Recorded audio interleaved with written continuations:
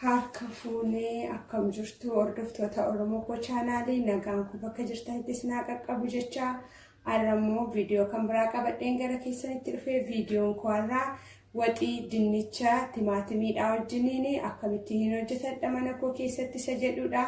Egaa isa isinitti agarsiisuu gara keessanitti dhufeera. Wantoota na barbaachisan wantoota asirraa qabudha. Isa isiniifan toora naqaa. Dinnichi na barbaachisa. Timaatimii illee as biraa qaba. Timaatimii isa kanaa maankaa shaayii tokko itti naqadha. Maaliifidha akka barbarreensaa na jalaa hin gubneef jechuudha. Waan ijoolleen koo nyaataniifis barbarree illee qaba, ashaboo qaba, soogiddaa, zayitii qaba. As biraa kuni makallashaadha. Kan inni ittiin mi'eessu dhumarratti waan inni itti naqadhuudha. Qullubbiif jinjibila qaba. Shunkurtii illee as biraa qaba. Warrooti kun warroota na barbaachisanidha. Egaa viidiyoo kana ilaaltanii yeroo xumurtanii yennaa jaallattan like, share, subscribe ituun godhin hin bayina. Egaa chaanaalii koo jajjabeessuudhaan warri na bukkee dhaabattan marti galanni koo guddaadha, ulfaadha. Garuma hojii isaatiitti darbina. Anuma faana jira. Hai egaa deebi'ee dhufeera. Qophee koo xumuree akkuma isin ilaaltanii shunkurtii koo akka kanatti muradheera. Timaatimii koos akka kanatti muradheera. Wantoota na barbaachisan keessaa dinnicha koos haala kana fakkaatuun qopheeffadheera. Egaa amma abiddarra kaachuutu naafaa. Abidda koo ittan qabsiifadha jechuudha.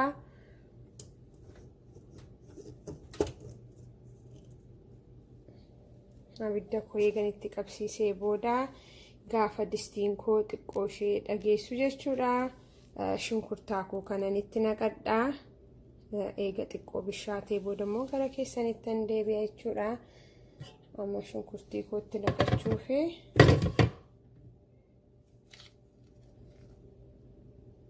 isinitti mul'atu hunduma isaanitti godhadha.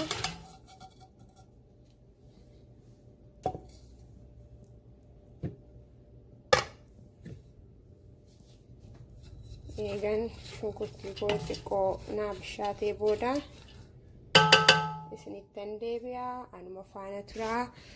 Waxii dinnichaa bareedduu si hojjenna. Bareechinee mi'eeffannee akka kamitti hojjetannee akka nyaachuu dandeenyu. Egaa anuma faana turaa. Egaa shunkurtiin koo bishaataa jira. Ilaallachuu fi akkuma sanatti mul'atu.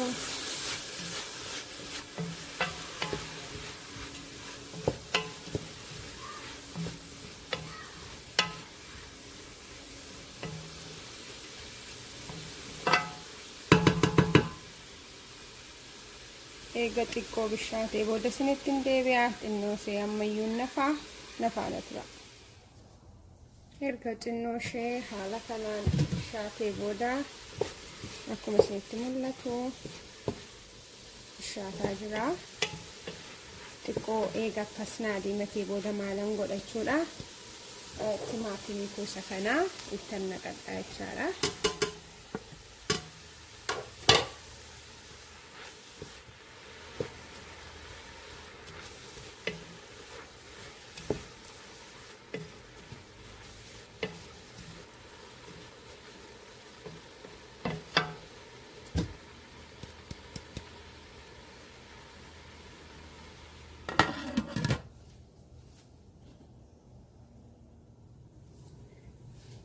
Egaa erga shunkurtiin keenya xiqqoo ishee akkasitti nu bishaatee booda maalitti godhanna jechuudha.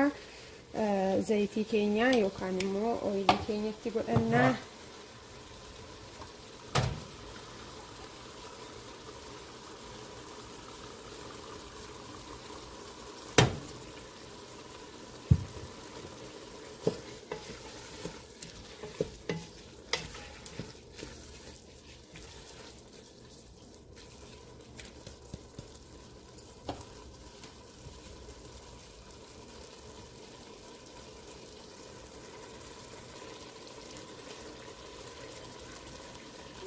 haala kana fakkaatuun bishaataa jira. Xiqqoo isheetti qadaaddadhee xinnoo ishee zayitichi immoo eega bishaatee booda zayitiif shunkurtii timaatimiin immoo isinittan deebi'aa.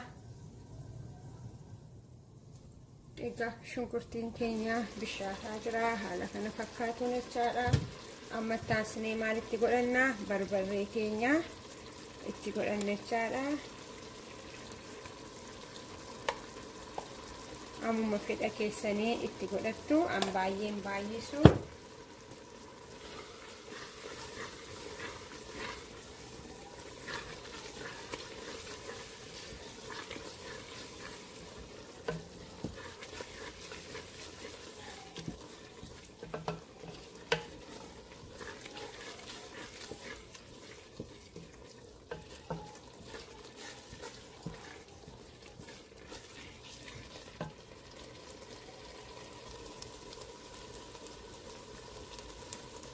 Akkasumatti mul'atu qaqqabaa jira.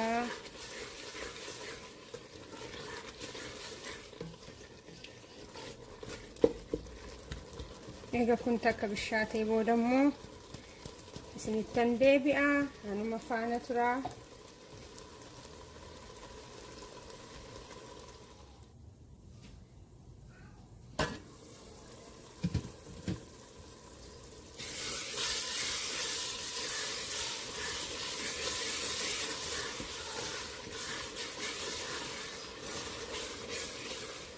Distiin koo kuni baay'ee furdaa wanta ta'eefi suutettanii yoo bisheeffattan abiddatti sharduu dhiistanii gaariidha. Amma distiin kun baay'ee furdaadha jallisaas abidda isaas baay'ee ittiin baasisne.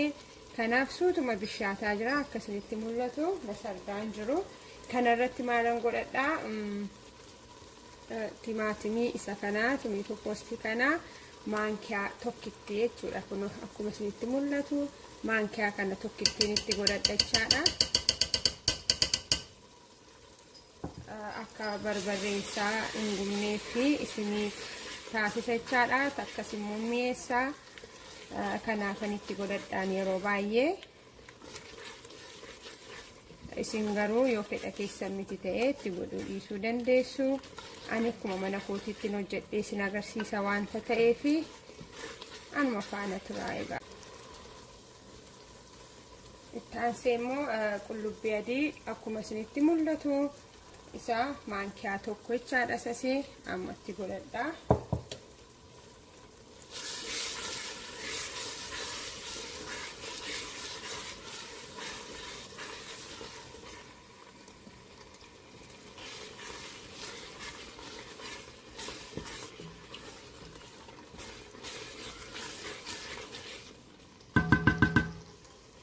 Egaa takka eega bishaatee booda immoo isinittan deebi'a. Anuma faana tura.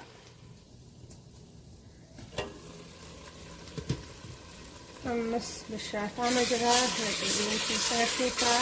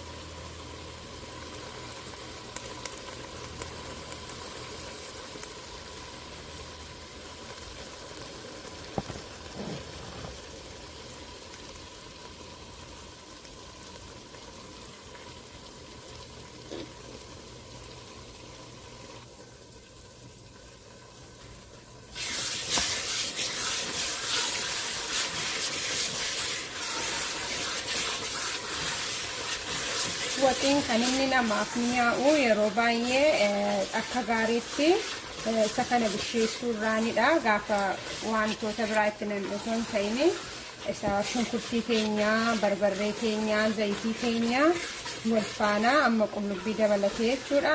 Akka gaariitti bisheessuudha. Isa kana irratti yeroo keenya yoo fudhanne waxiin keenya waan hin minyoofneef hin qabu.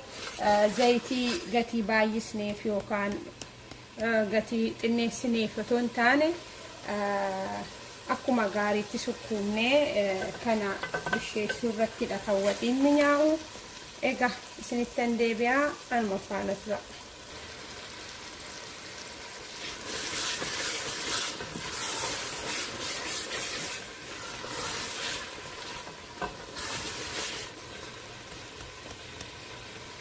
Ani amma yoonaana jalaa hin qabne yoonna isin jalaa garuu shunkurtiin isaa akka qabu barbaade jechuudha. Bishaan kana itti cobsachuu qabdu haala kanaan jechuudha. Angaruu amma ammaatti gatii nan barbaachisneefan bishaan itti cobsee isin agarsiisaa hin jiru. Na barbaachisee naan garuu yeroo nama barbaachisutti bishaan bukkeedhaa dhabuu miti yeroo waxii tolchinu akka shunkurtiin keenya gubatee waxiin keenyas jalaa hin bannetti. Bishaan bukkee keenya kaa'annee akka kanatti bisheessuun gaariidha. Anuma faana tura. Egaa shunkurtiin keenya gara xumuraatti gareera jechuudha. Nu bishaatee akkuma isinitti mul'atu nuuf qaqqabaa jira.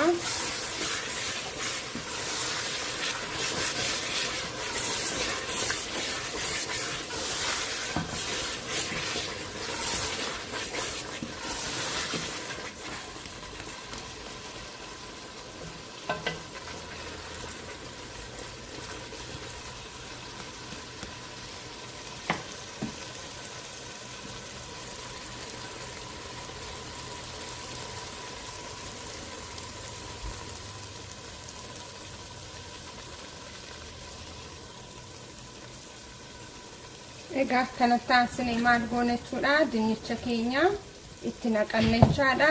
Ani amma dinnicha koo itti naquufan jedha.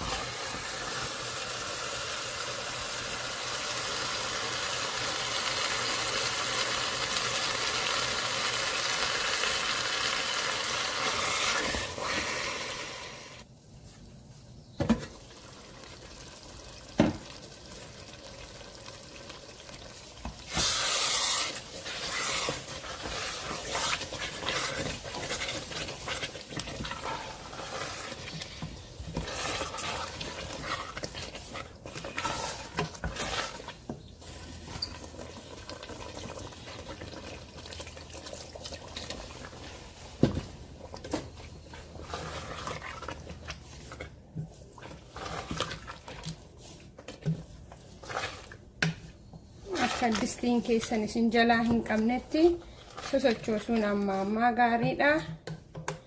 Anuma faana tura ammas.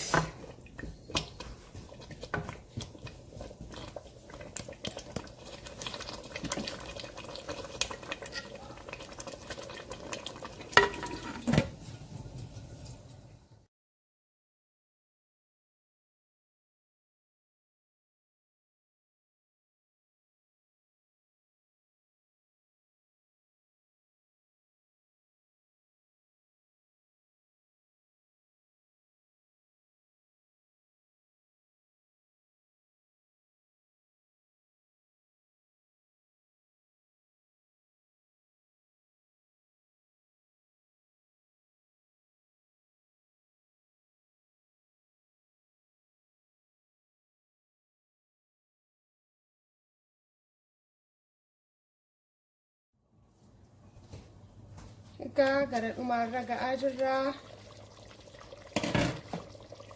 Waxii keenya kanatti aanee maalitti godhanna? Qullubbii adii silaa maankiyaa tokkotti godhadheera. Amma gara dhumaattis tokkotti godhadhaa. Makallashaadha kuni hojjedhee isin agarsiisa warran beenne yeroo biraa. Baay'een baay'isu isas amma numa jechaadha.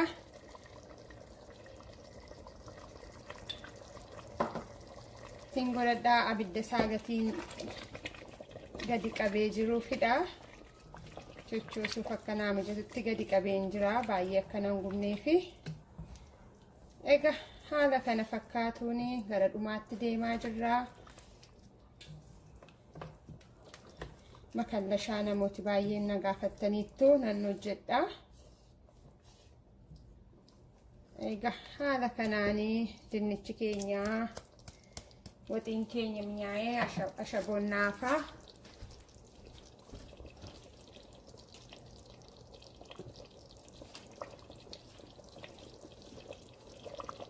Ashaboon immoo kunoo soogidda.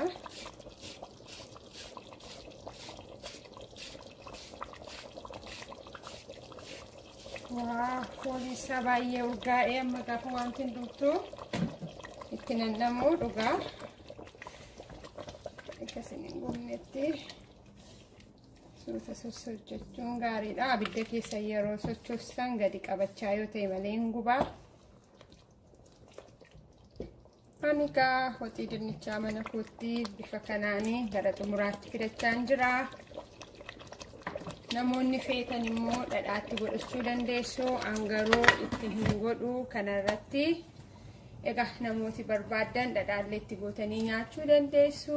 Egaa gara xumuraatti dhufaayiraa. Ashaboo keenyatti godhanneerraa waan hundumaa waxii mi'ooftuu bareedduusee haala kanaan gara xumuraatti fidanneerraa. Anuma faana tura.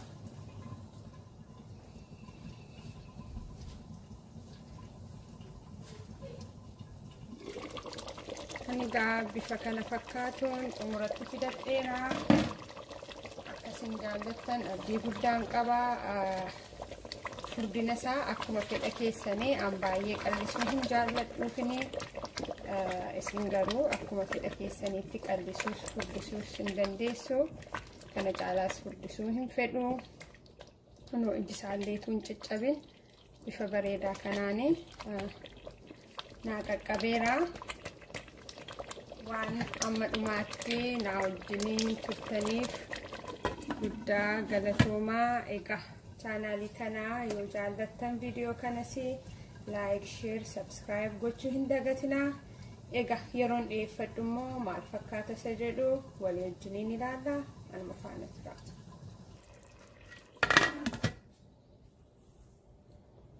Egaa hojjettanii xumurarra gaafa geessan immoo bifa kanaan xaxxaragattanii bareechitanii biraa deebi'uun namatti tola.